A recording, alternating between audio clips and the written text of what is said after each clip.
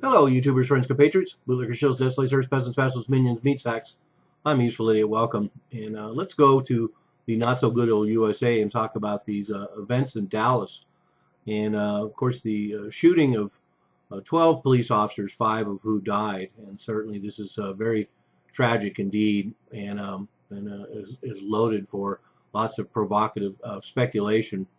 But I want to talk about it in the broad sense because now that it's been a little bit since the events happened, we can get a broader picture of what's going on here. And of course, the first thing that becomes apparent is the media treatment of the victims of police violence that led up to this rally in Dallas where these officers were killed, and the treatment of the media is giving to the slain police officers. So once again, we can see the media certainly siding with the state and representatives of the state, and galvanizing the support for the police.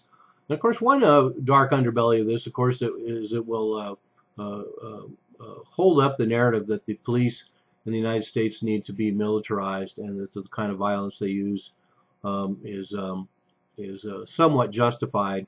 And so that's a bad part of the narrative, but an equally bad part of the narrative is that this very kind of violence, particularly in Dallas, where this was even just a peaceful protest for other victims, when this kind of violence occurs, it undermines the Black Lives Matter movement and the credibility. And unfortunately, someone has to consider the fact that who knows, ex-veteran like this. And of course, they don't want to talk about the fact that he's a veteran, but the fact that he's an ex-veteran could easily lead one to speculate that he could be an agent provocateur put in that situation to undermine the Black Lives Matter movement.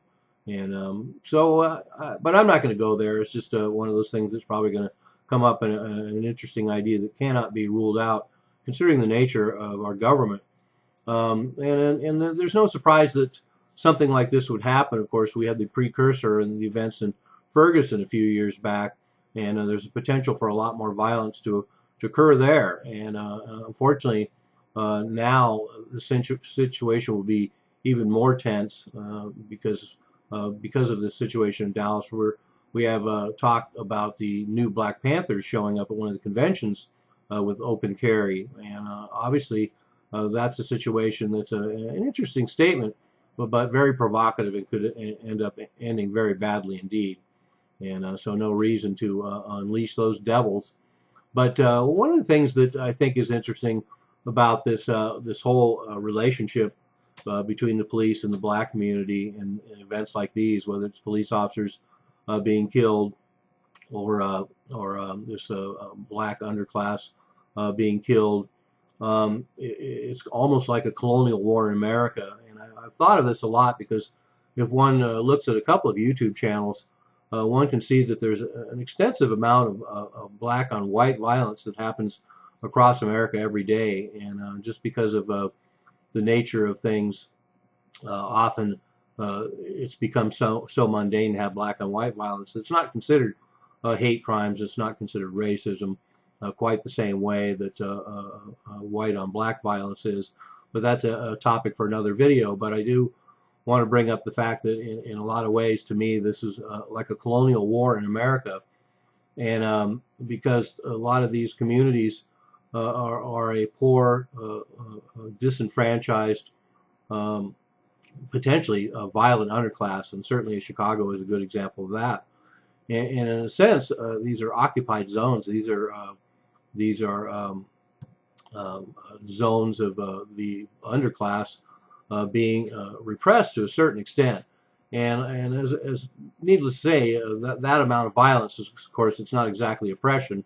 They bring this on themselves, but I don't really see it as a race war so much, although a lot of media wants to characterize it that way. I see it more as a class war, and I've always seen it as a class war. A lot of the relationship between the West and Islamic terrorism, I think, has a lot to do with class war as well. But seeing these shootings, the sniper assassination of 5 police officers, almost smacks of resistance and almost smacks of a an insurgency. So is this protest becoming an insurgency in these occupied zones? Like I say, we have these cities across the nation in urban areas and poor black communities that are essentially under a police occupation, a heavily militarized police occupation. And there's really no escaping that fact.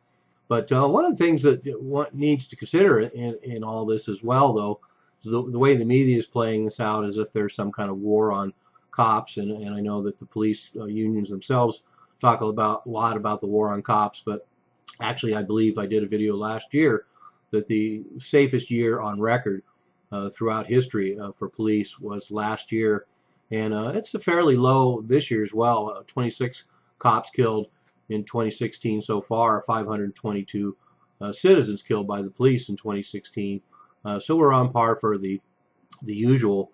But of course, one of the other things that's loaded into these figures is the fact that of the police shootings, it's still dominated by whites. So it's not exactly like the police are zeroing in on black communities, although percentage-wise, it's still a high percentage-wise. But in police shootings so far this year, there's been 532 or 502, and 238 were white, 123 were black. And one thing, ironically, they don't even talk about, even though they want to bring up racism and targeting by the police, they don't talk about 79 Hispanics. And then at the bottom of the list is 46 unknown. So I don't know exactly what the unknown would be, but like I say, the figures are high for black because 50% of violent crimes are committed by blacks, and 90% of blacks are killed by other blacks. And that's the biggest glaring thing I think needs to be brought up. And a couple of great YouTube pundits have brought it up, and I've attached videos below. But the fact that 90% of blacks are actually killed by other blacks is another example of how the narrative is distorted by the time the media gets a hold of it. Where's the outrage by the black community by the fact that 90% of their people are killed by other blacks? Certainly that would be a touchy subject for them to address.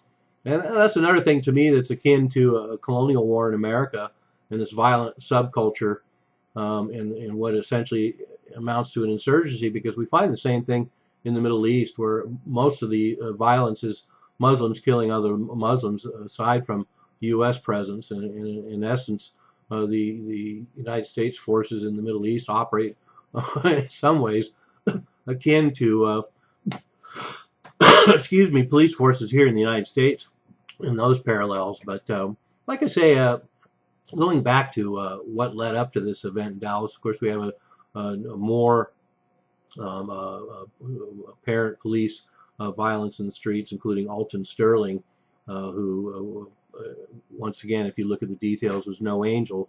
But I still say that people like that don't necessarily deserve to be executed in the streets, regardless of what their history might be. And then Philando Castile was another one of the executions, and there was a third one, actually, Dylan Noble, a white teenager.